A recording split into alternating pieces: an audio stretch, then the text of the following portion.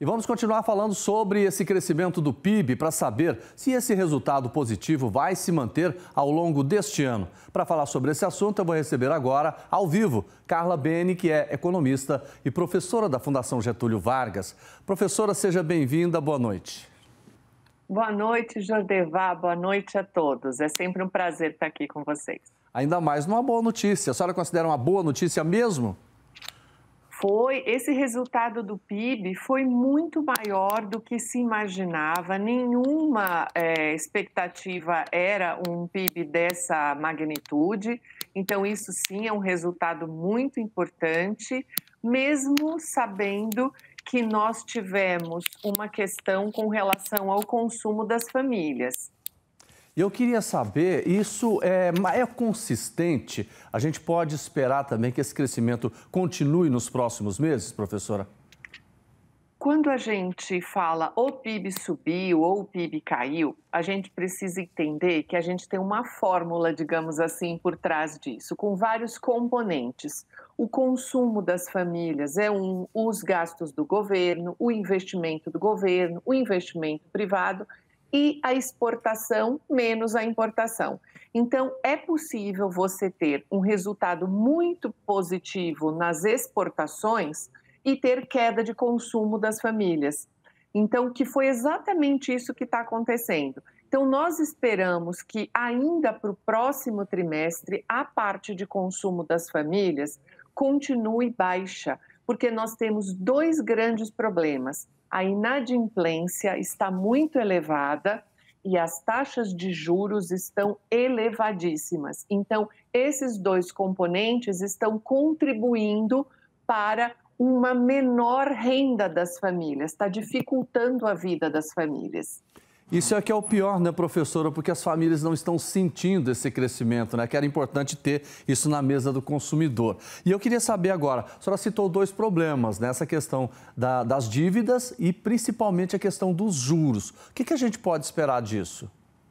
Infelizmente, o Banco Central não deu nenhuma sinalização para esse primeiro semestre. Ou seja, se a taxa de juros vai cair, vai ser de agosto para frente. Então, é por isso que a gente ainda vai ter um semestre muito complicado. Quando a gente lembra que para você dividir um cartão de crédito, você paga quase 400% ao ano de taxa de juros, isso daí acaba alimentando a inadimplência. Então, dentro disso, somado à questão do aumento do preço dos alimentos, o orçamento familiar fica mais reduzido, mais apertado, e é aqui que mora o problema.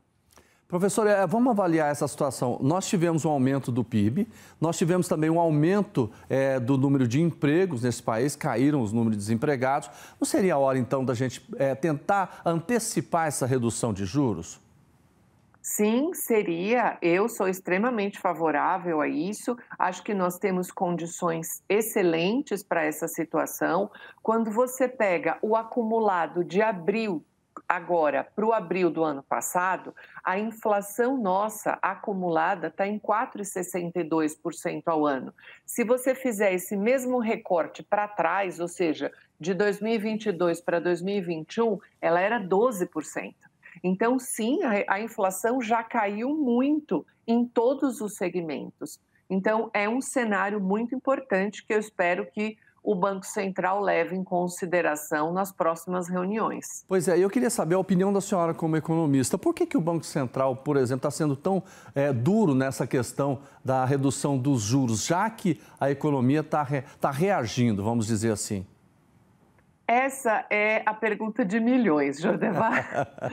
Porque o Banco Central ele tem uma métrica, ele tem um modelo de cálculo, onde ele coloca vários itens lá dentro, e nós temos uma meta de inflação que está fixada em 3,25% para esse ano e 3% para o ano que vem.